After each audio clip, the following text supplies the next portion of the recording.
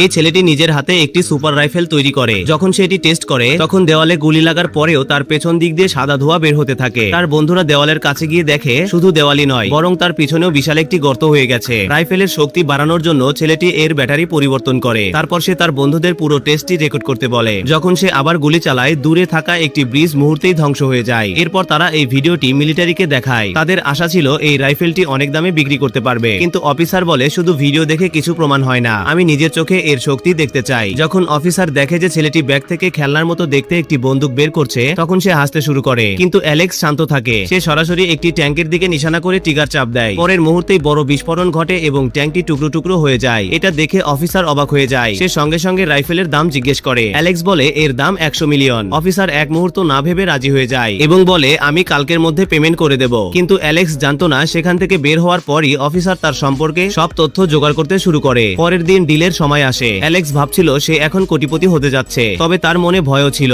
Officer তাকে প্রতারণা করতে পারে। তাই নিরাপত্তার জন্য সে রাইফেল এবং এর সমস্ত ডাটা তার বন্ধুদের কাছে রেখে দেয়। যখন অ্যালেক্স মিটিং এর জায়গায় পৌঁছায়, তখন দেখে টাকা না দিয়েই অফিসার তার লোকজনকে রাইফেল ছিনিয়ে নিতে পাঠিয়েছে। অ্যালেক্স পালাতে যাবে, এমন সময় সে জানতে পারে অফিসার তার পুরো পরিবারকে অপহরণ করেছে। এখন আর তার কাছে কোনো উপায় ছিল না। সে তার টিম মেম্বারকে ডেকে রাইফেলটি অফিসারের লোকদের হাতে তুলে দেয়। অফিসারের একজন লোক নিশ্চিত হয় যে রাইফেলটি আসল। তারপর তারা অ্যালেক্স ও তার পরিবারকে ছেড়ে দেয়। এরপর অ্যালেক্স ও তার টিম একটি উঁচু বিল্ডিং এ উঠে অফিসারের লোকজনদের গাড়ি ট্র্যাক করতে থাকে, কারণ অ্যালেক্স আগেই রাইফেলের মধ্যে একটি ট্র্যাকার বসিয়ে রেখেছিল। গাড়িটি বিল্ডিং এর কাছে আসতেই অ্যালেক্স তার দ্বিতীয় সুপার রাইফেল বের করে। এটিও খেলনার মতোই দেখতে, কিন্তু আগেরটার চেয়েও বেশি ভয়ঙ্কর। গাড়িতে থাকা লোকেরা কিছু বুঝে ওঠার আগেই অ্যালেক্স ট্রিগার চাপ দেয়। মুহূর্তেই গাড়ি এবং তার ভেতরে থাকা লোকজন ছিন্ন বিচ্ছিন্ন হয়ে যায়। এরপর অ্যালেক্স সেখান থেকে চলে যেতে থাকে, কিন্তু তখনই এক পুলিশ তার হাতে বন্দুক দেখে তাকে থামায়। অ্যালেক্স পুলিশকে বলে এই বন্দুকটা আমি মেলা থেকে আমার ছেলের জন্য কিনেছি। পুলিশ তার কথা বিশ্বাস করে এবং তাকে যেতে দেয়।